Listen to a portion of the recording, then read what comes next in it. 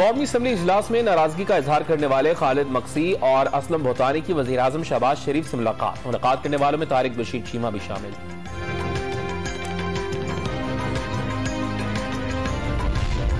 Lahore high court के election commission को मखसूस नशिस्तों का नोटिफिकेशन जारी करने के फैसले के खिलाफ नून लीग का अपील दायर करने का फैसला।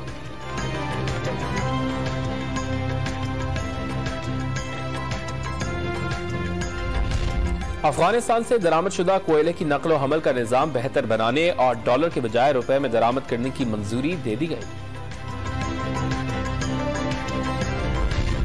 कराची में बेकाबू लोड शेडिंग के खिलाफ सब्र का पैमाना लबरेज। शहरियों ने Mauripur road, garden, Korangi, Baloch colony और सदर पार्किंग एरिया में ट्रैफिक ब्लॉक कर दिया।